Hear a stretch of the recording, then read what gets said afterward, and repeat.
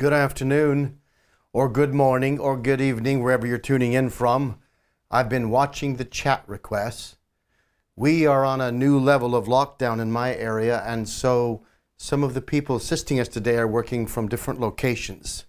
Only Cliff and I are in the studio. That is the studio we built in my home to get through this. So if we have any problems, you just please forgive us. This is an unusual time, and this is perhaps one of the most unusual lessons I've ever delivered on YouTube. It's not meant to be a lesson in marketing, but rather to take from what we've been learning through 20,000 experiments and sort of tell you what we've been up to underneath the scenes. It's not marketing itself that fascinates me, it's the mind. It's the process by which people make decisions, and beneath that, those types of decisions that transform or change their status. We'll talk more about that in a moment. Instead, I'd like to take you to a picture. Does anybody recognize this person? Look at him for just a moment. There's three stories that I need to tell today.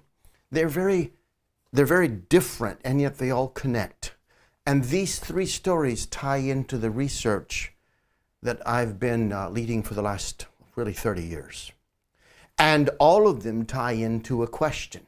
And that question is this.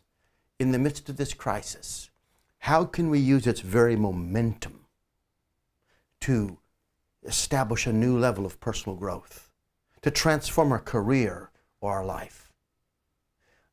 There is within this crisis a genuine opportunity. I want to show you someone else's picture, but before I do, in fact, I'll go ahead and put her picture up. But as I do, I want to say hello to Stephen and Michael. I see Hawaii and the group from Denmark to Travel, and Sarvi from Canada, and Drusilla and John, and many others that are joining us. We may do a whole new channel. This is what we're experimenting with. And it really is the culmination from these last 30 years. I've had an agenda, and the agenda was to do more than drive commercial growth. It was to use the commercial theater, particularly that which has been given to us by the internet, to discover what's happening in my own mind and the minds of others so that we could focus on that chain of micro-yeses that lead to transformation. Stan, welcome from Texas. Does anybody recognize this person? I have her picture on the screen, and she is amazing. You might wonder what she has to do with the last one, and I'll share his name with you in just a moment. She's globally famous, so some of you might recognize her. All right. Grand Rapids. I know that character. And let's keep going. I'm going to show you a third picture, and this one's quite different than the first two. So we looked at this one. Now we look at this one. And finally, I'm going to share with you this one. This is a case study I taught at Harvard. And it's based on a student who, not at Harvard, but a student in one of my certification programs who worked, when I say a student, this was a leader at the University of New England, but they were a student in my program. And they created the page you see on the right. So there's a A and there's a B. The page on the right produced a 300% increase in yeses. Now I want you to notice it's the same offer. And yet something changed, and in that change, something different occurred in the mind, and from that, the response rate was dramatic. It was 300% better. What's going on here, and how does that connect to the theme that we're going to talk about today? Well, I'm going to try to take you through this. I want to discuss it with you. I don't want to talk at you. I'd like to talk to you. So every now and then my passion may get a hold of me, but I would like you to sort of help me as we work through what we're going to try to cover today. And the first thing I want to do is bring you back to that photograph and make a simple point. We are in a crisis, and in this crisis, there's an opportunity for us to harvest that opportunity and to maximize it. There's sort of three movements, thought movements that we need to go through together. Two will consume most of our energy today. The first one is this. We need to understand the importance of discovering meaning within the current global crisis. Now listen, we've seen a lot of crises. Many of you were in 2008. You experienced what happened there, and then in 2000, and prior to that, I remember all the way back in the 70s when gold went through the roof and Jimmy Carter was president and the country was going through interest rates that were double digit. It was outrageous. But what we're experiencing today feels unique. It's not. Marcus Aurelius led the Roman Empire through an event like this, and his thoughts on it are remarkable. He died from that virus, and yet he lived so nobly and led so well in the midst of it that he's a lesson to all of us. But it is novel to most of us. We haven't lived through something of this nature, and it's different also because it's calling for such a unique set of behaviors that it can leave one feeling completely out of control and completely disconnected from those around them. I've mentioned before that I don't like the term social distancing. I respect the medical advice, but the word itself connotates something, the concept connotates something that isn't healthy at a time like this. This isn't a time to move apart from each other. This is a time to help each other while respecting the obvious medical advice that we're getting from leaders. So then, back to the problem. In this situation, we're being forced to keep our distance from those around us. And in many cases, we feel so helpless. I don't know how it's been for you, but I've tried to find a way forward in this mess to try and help people around me, and it's very difficult. I can't make masks. I don't have a plant to manufacture them. I watch some of the activities that others are taking, and I don't know what to do. I called up a local pastor and said, who can I help? What can I do for them? Where's a home? I didn't know. His answer was not altogether satisfactory. They're doing all that they can. But this is a unique crisis, and we're stuck in it. So what can we do in a situation like this in order to capitalize on the hidden opportunity? Well, first of all, back to this first point, we've got to understand the importance of meaning. Now, I don't know anyone who's captured its significance in recent times as well as Viktor Frankl. And if you'll go to that picture, Cliff, I want to show you Viktor. I have a bio up here. I've read his work, his books, and his life. I know there's criticism. There's always criticism. But I can't even comprehend what he experienced in his lifetime and how that powered his understanding of meaning. Michael Berry said, Mankind's Search for Meaning. Yes, it's a good book, and it's a wonderful book, and I recommend it. Viktor survived. I have a list of the concentration camps that he survived up here. Multiple camps. His chance of survival was 1 in 28. Every single person in his immediate family died except his sister. Somehow, Viktor escaped. But he was a uniquely positioned person to experience this horrific crime because he was a trained physician. In fact, he was a neurologist. He was a psychiatrist. And he was studying the mind. So there he is, and this was his position prior to becoming a prisoner. And so now, here he is, a prisoner and a victim. And in the middle of this, he's looking around him saying, why do people die and why do people survive? Now, I am not comparing that situation, the Holocaust, to what we're experiencing right now, except I am drawing on the depth of this thinker. And I'm going to connect it to the research that we've done for the last 30 years. And to the story of the woman that I just shared with you, to help you understand that this is a point when it's incredibly important that we discover the meaning and that we align ourselves behind it and that we use the momentum of that to achieve new things in our life. So I'm going to quote Viktor, all right? And here it is.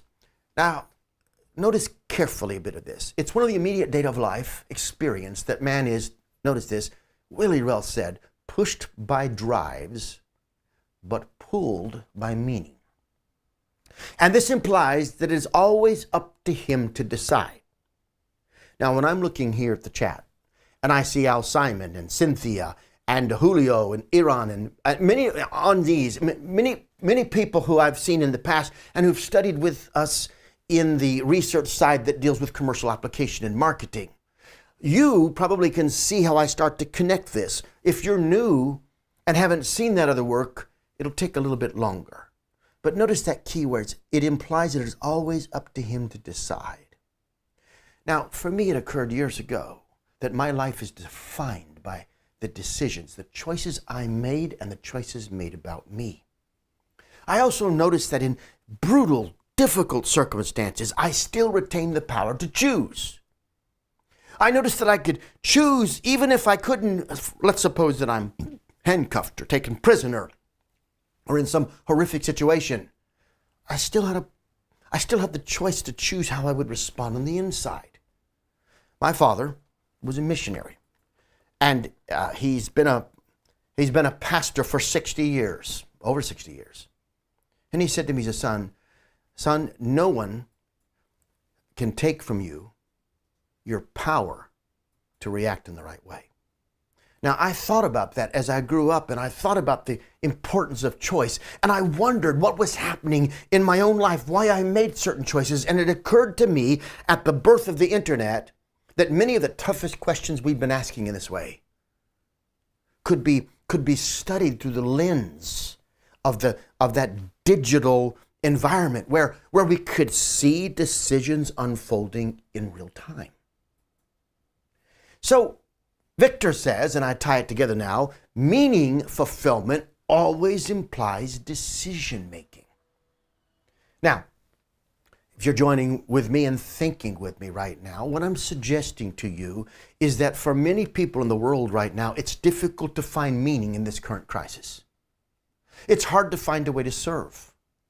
It's hard to understand why it happens, and if you're close to someone who dies from this horrific virus, it's probably even more difficult. Why this one and not that one? In the midst of the confusion, in the midst of a new experience where leaders are stumbling trying to find answers, in the midst of a time when we're being told to pull apart from each other and yet care for each other, in the midst of all this, it becomes imperative that we can discover meaning, because that meaning is the key to not just surviving, but thriving in tough times. Now, I want to take what Victor talked about, this idea of being pulled by meaning, and I want to summarize another one of his books with a single quote. And with this quote, I want to answer a question that might be rising in your mind right now.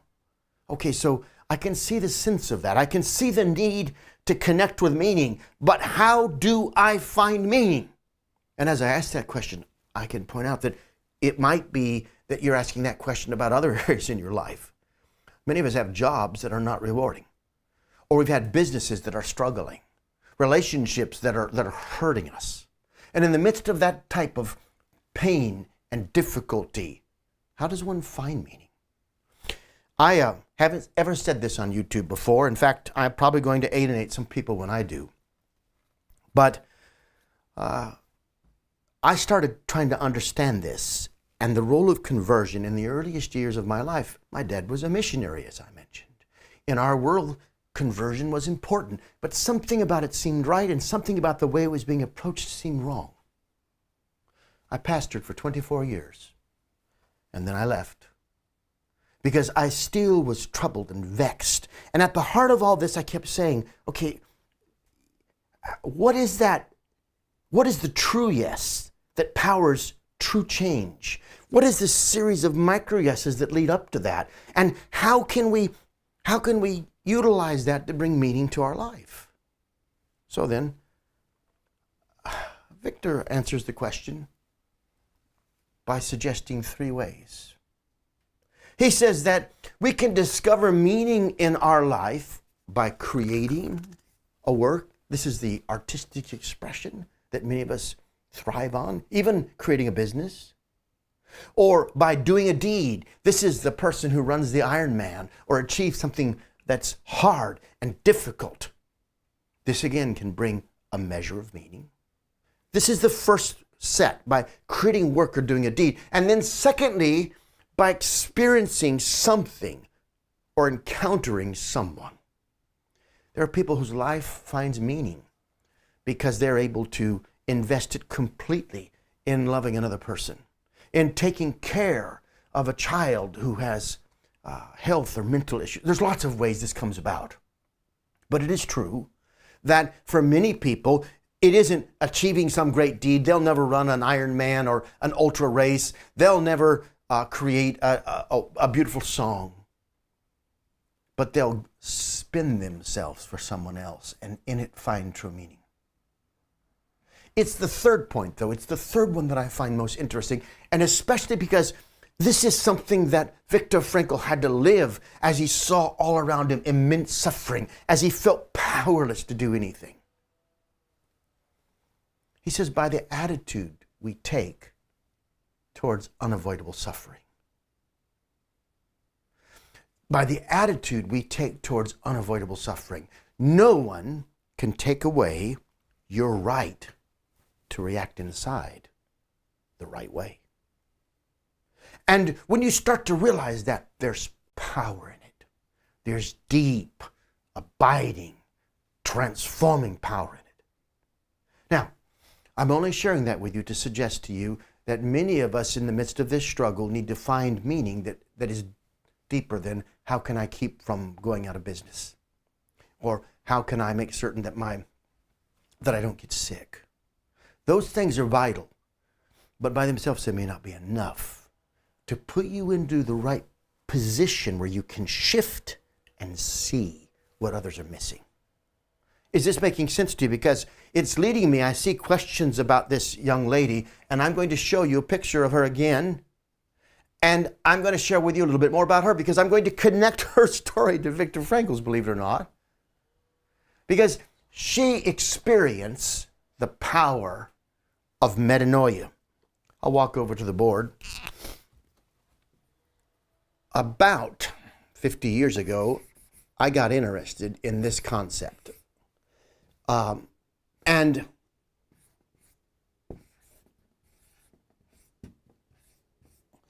this is the Greek word, metanoia. It's often translated in commercial terms, we would call it conversion. But it's that moment when you say yes and something shifts and changes. Your stasis changes. This young lady experienced that. Now, she's 53 today, and I can tell you right now, she's a greater athlete than almost any man alive. But her story is unique. And I'm going to take you to the beginning of that story by showing you part of a quote. 24 years ago, Catra, her last name is Corbett, Catra was lost in a hopeless spiral of meth addiction, disordered eating, sexual and emotional abuse. She was an addict. She was trapped. She couldn't get out. She tried over and over and over again to escape these chains, and she could not. Her story's not unlike many of us. We may not be a meth addict, but we're trying to get healthy, and we struggle and cannot seem to get ourselves to do the right things. Or we're struggling in another area of our life, and we've tried over and over again to make the change. Listen, before I'm done today, I want to share with you why this current crisis is a unique time in our life to be able to power that kind of transformation and power that kind of change. Let me read something about her. Fast forward now. This is from a podcast with Rich Roll, who also transformed his entire life. Read Rich's story. It's just like hers, actually. But let me just read that to you and tell you that I have up here the more complete resume. Over the course of her storied career, and I'm quoting this from Rich's website, she has competed in over 250 ultra marathons. Wait a second. You know how an ultra marathon is at least 50 miles? And she's the first American woman to run over 100 miles on more than 100 occasions, 137 to date. Now, your mind should be tilting right now. It should be saying, wait a second. How did she go from that to this? Let me read more. You might recall Catra from the book Born to Run. That's probably the most famous book on running ever written.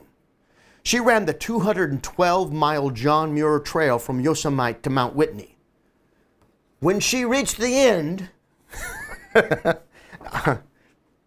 it makes me chill on the inside when I hear these things. When she reached the end, she didn't stop. She turned around and ran back, all the way back. A 425-mile effort, for which she also holds the fastest known time. Now, I could go on and on. Most recently, now get this, at age 53, Catra completed three back-to-back 200-mile races to become the oldest woman to win the triple crown of 200s. The Bigfoot 200, the Tahoe 200, and the Moab 240. Now, you know, it's enough to read the story and be impressed, but we miss the point if all we experience is that. I want to suggest to you that for 30 years, I've been trying to understand what happens in a life that would cause someone to make that transforming choice. We've ran 20,000 experiments in our lab. We built the largest program like this in the world. We worked on the side. I didn't want VC money, and I'm saying this for those of you that don't know us that may be coming in because it's a new channel. We raised $138 million. I'm not trying to brag. Just want you to get a sense of this. We took the $138 million, which is money we made on the side, applying the same technology to improving a business, to getting more yeses, to improving conversions. We took the $138 million, we put it right back into the research program, and we used that to try and understand the answer to a single question. Why do people say yes? And how can I say the right yes that transforms my life, or lead someone to say the right yes that can transform their life? Now, I know many of you are from our marketing channel. But see, marketing is just fostering a conclusion that leads to a yes. And that yes is the type of yes that is actualized in a new behavior. To purchase, for instance, to become a customer. All we did was take a sliver of our research and apply it, and we saw many businesses grow dramatically. So, I'm interested in one point here in this. The gap. See on my slide the gap between 24 years ago and then all these records? What happened between the first paragraph and the second? What changed inside of her that caused all that change on the outside? And to think about that with me, I want to take you just a little bit further into understanding how these types of changes take place. But I'll give you a clue. I'll take you to something, a missing piece from the quote. Read this second paragraph. Let's go back, Cliff. There we go. Ultimately busted for peddling crystal, Catra, she hits rock bottom in a jail cell that scares her straight. Upon release, she commits to getting sober, moves back home with her mother, abandons, it says, her lower companions, her boyfriend, and the dark lifestyle that she came to depend on. Her only clean friend pushes her to train for a 10K. And the rest, well, the rest looks like a miracle. So let's unpack that for a moment. Let's try and understand where or what it is that changed inside of her that promoted that transformation, because you can take this same technology, as it were, and apply it in your own life. You can also apply it in this crisis, and you can use this crisis to take yourself really to a new level.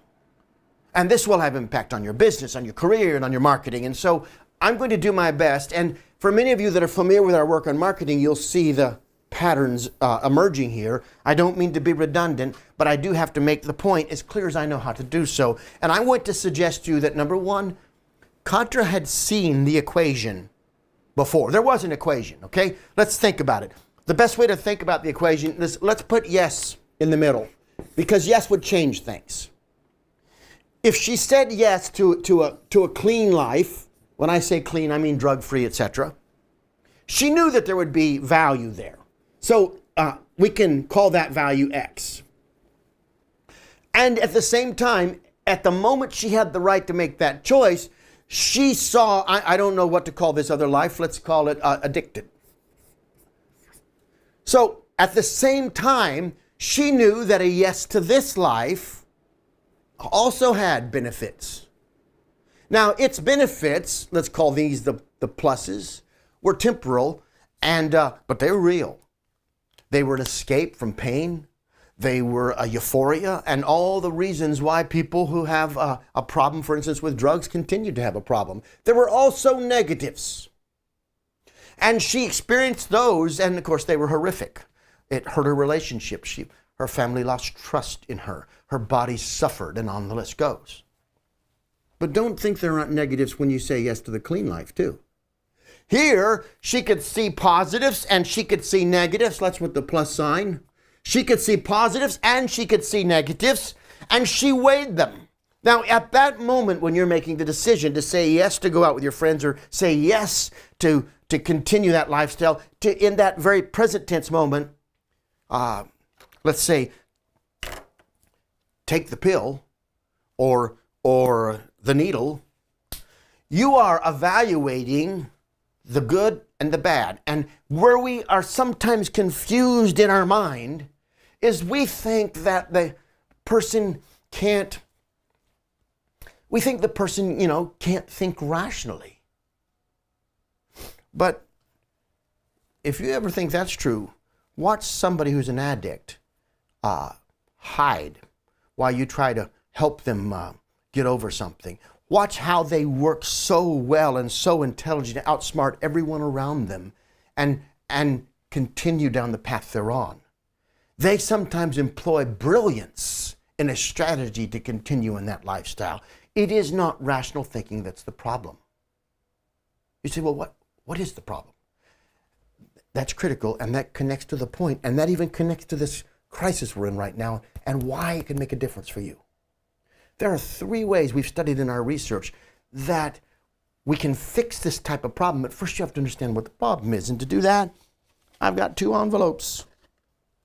Now, I have 5 $100 bills in each envelope. I'm trying to make a point. I'm not trying to be, I don't want to use a gimmick. I'm just trying to make this point as easy as I know how to understand. So if you look at these 2 envelopes, I need somebody in the audience to tell me how much money I have in the 2. So please do the math and use the chat feature and tell me how much money. All right? 5 100s in each envelope. Steve, you got it half right. That's 5 100s in each envelope. So somebody tell me how much I have total. That's right. Sarvy's got it. That's right. Keep them coming. I want to make sure you can all do the math. Excellent. Now, good. All right, now I'm going to go back and I'm going to reach inside the envelope and I'm going to pull out the money. So there we have some hundreds. And I'm going to reach in this one and pull out the money. And there we have some more. Now I'm going to count them. I'll set this pile right here and let's count this one. 1, 2, 3, 4, 5. So there is $500. All right, we got it? Now I'm going to take that same $500, set it here, and I'm going to count the other stack. 1, 2, 3, 4, 5, 6. Wait a second. There's 6 $100 bills in this hand, and there's 5 $100 bills in this hand. So how much money do I really have? Somebody tell me. Redo your math and tell me. 1,100. Thank you, David, Aaron, Sarvi, Stephen. 1,100. Now listen, this is very, very important. Because the reality is all of you can do the math. Your problem isn't doing the math. When you look at back to marketing, a web page, your issue isn't intelligence or being able to think rationally, but sometimes a subtle shift produces what we saw earlier, a 300% increase. Let's go there for just a second. So I want to take that slide. That web page on the right produces a 300% increase in people who complete that form. They say yes, 300% more. Now, it isn't that the person who did the one on the right is smarter than the person who did the one on the left. In fact, it was the same person. I didn't guide this. The student was in one of my classes, took it and applied it, sent back the results and all the data so we could validate it, and it was pretty impressive. What happened here was not that somebody thought more rationally or did the math. What happened is they actually saw how to present the value so it was better understood. Now stay with me, because why didn't you catch this? Somebody, audience, talk to me. Why didn't you think 1,100? I asked you how much money was in the envelopes. Why didn't you get the right answer? Please tell me. Please tell me. While that's coming in, I'm going to pick up my envelopes. So I've got 2 envelopes, and Aaron says, because you told us 100. Yeah, how many, or 1,000, let me see, what did Aaron see? It's moving. You told us 2 times 500, thank you. Arlene, I think I like the way you said it, but I think both are important. First of all, no matter what I said, your real issue is you couldn't see in the envelopes. Isn't that right? Isn't that right? You couldn't see in the envelopes. That was the first problem. Because if you could, then the other 2 wouldn't work. Secondly, as someone said, because I said there was 500 in each envelope, which is exactly what politicians are doing all over the world today. They tell you what's in the envelope. But you can't see in the envelope, so you don't know. Which is the same thing that preachers are saying all over the world. I'm not saying every preacher, but I'm just saying politicians and preachers and people in authority, even parents, tell us what's in the envelope, but they won't let us see what's in the envelope. And the third thing I saw come in just now, you trusted us. You trusted me, and I thank you for the trust, and I hope you didn't misplace it. I just use it as an illustration, and that is the fact that the problem isn't that you can't do the math, it's that you can't see. Now I'm going to take you back to Catra. Catra knew at one level in her mind that her lifestyle was killing her, but she didn't know with the totality of her person, and so she didn't change with the totality of her person. Only when an event occurred that caused her to see in a new light what was really at risk, then the perceived value and the perceived risk or cost became more accurate. It became clearer. Many of us are trying to get people to change in our lives by hammering them instead of helping them to see more clearly. Now, those web pages I showed you, all we did is change something on those pages that made it easier to see the value. And when we changed that, we didn't change the offer, we didn't change the essence, we didn't change anything that's substantive. We just changed the packaging, the words, the way they laid down on the page. You can see the differences. It doesn't look that dramatic. And yet, 300% increase in the yes rate. I am interested for all of my life, since I was a little boy and until I die, in what it is that you change that causes that. I'm interested in how I can learn that so that A, I don't get fooled, and B, I can make the right choices. But the problem is persistent. So this money came from this stack. Now, these are all $100 bills. And to some people right now, well, you can get somebody killed for that much money. But would you agree with me that this isn't really value, it's just a symbol of value? I mean, would you agree with me that in some cultures, even today, Papua New Guinea and certain Aborigines and so on, this wouldn't be that important to them? And let's take it a bit further. Let's suppose that you're in the United States of America, but you just got told that you've got 30 days left to live. This may be less important to you also. The value of this depends on 2 things. There is a set value that is determined by the markets. And then there is the personal value that's determined by your perception. What I am suggesting for you today that will bring sort of everything I've been trying to say together is that what we need to learn in the midst of this crisis is that at least 3 things can cause that shift in perception. And I'm going to take my eraser if I can find it. There it is. And I want to teach you these 3 points. I haven't taught this in marketing. And then connect the dots, okay? So let me take the first one. Sometimes an intensity can shift perception. Now, in marketing, we've told you before that motivation, remember C equals 4M plus 3V. For those of you that don't know what that is, ignore it. For those of you that have been on the marketing side, the highest variable is motivation. That's the intensity factor. And I'll just point to you that when things become more intense, sometimes that changes the shift in perception, which changes the calculation, which changes the decision, which changes the behavior. Another piece that can change that is a shift in context. My son is 26 years old. When he was 10, I took him with me to India. We work with orphans over there, and I took him with me to India to work with the orphanages. As we had many orphanages that we supported, and with each orphanage he would go in with a little team and buy soccer balls and bats and different things and bring them back, and then his job was to play with the orphans. I cannot express in words how that trip completely transformed his life. He was never the same afterwards. Everything felt different. Everything was different. What happened?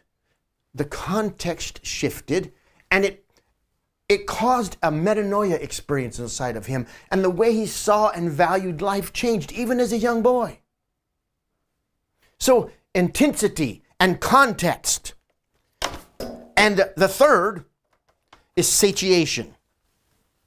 Satiation occurs when you just fill your cup up and you've had enough.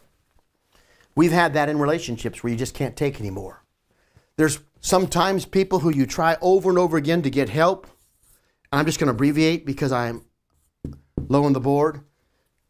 You can't get, you try to get them to change, you put them in rehab, you do everything, and it just doesn't work until their cup gets full. They're satiated and they can't take anymore, and suddenly there is that shift in perceived value which precedes that new calculation, which leads to a different decision and then to a different behavior set.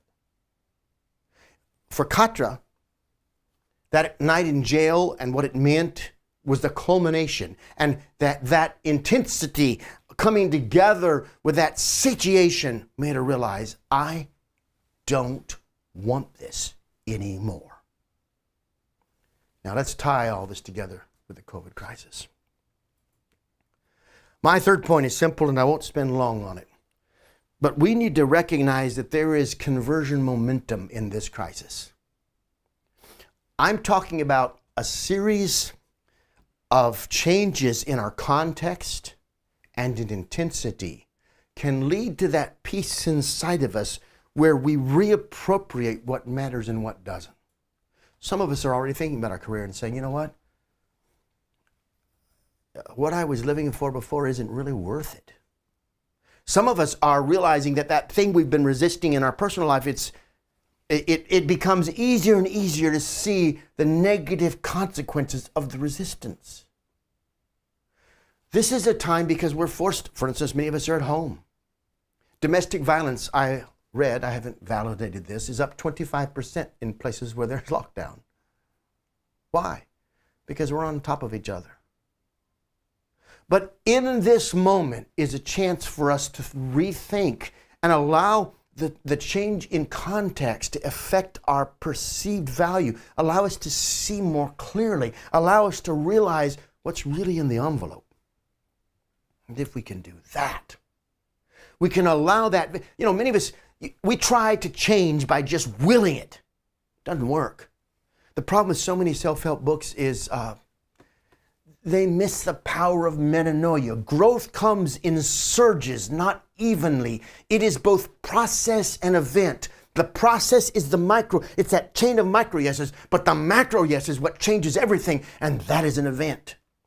Trying to boil growth down into, I just want it harder, I'm going to try harder, I'm going to be disciplined. It doesn't work. Obsession is far more important than willpower. And obsession comes, and with it its passion, from seeing in a new way. We have to change what we lust after. And that change comes when intensity or context or satiation causes us to reappraise and see in a new way, and suddenly we're able to make the shift inside that produces the growth. Now listen, this could be the way you take this downtime right now and apply it to grow yourself at home. The courses and classes and all the things you could go after, but now not because you want another credential, for deeper reasons that may seem more valuable to you. This is a chance when I think the message in the world in many ways is telling us to think about ourselves and think about ourselves. And as Viktor Frankl said, you'll never achieve self-actualization by focusing on yourself. It's only when you focus on something else, only when you try for transcendence, that you will find self-actualization it's a result of doing something different, of focusing outward, not inward. Now, I'm out of time, and I don't want to take the point too long. I just want to suggest to you this. Let's ask ourselves a question in closing. What can we do to take the momentum caused by this present crisis and to allow it to make that shift inside of our perception and our vision, so that change becomes natural, the equation gets clear, and then our life gets better. There is an application for everything we've been studying in marketing. All of it really applies to that decision process inside of us. And true power comes from thinking through and allowing meaning to power us. I will stop. Let me ask you to do something for me, particularly today. If this is helpful at all, and if it's not, it's okay. Tell me, but give me your thinking. I'm considering how we take more and more of the things we're teaching over in the marketing channel, bringing it over here and talking about how you can use these to improve your career, improve your life. Maybe people don't want that. Maybe it's just something that's important to me and a few friends. I don't want to push on people. I don't want to be arrogant, and I don't want to act like I have all the answers. I want a community working with us, helping us discover the answers. And I would appreciate your feedback right now as we close out today. Thank you, and I'll get your feedback and be back in touch with you. Take care.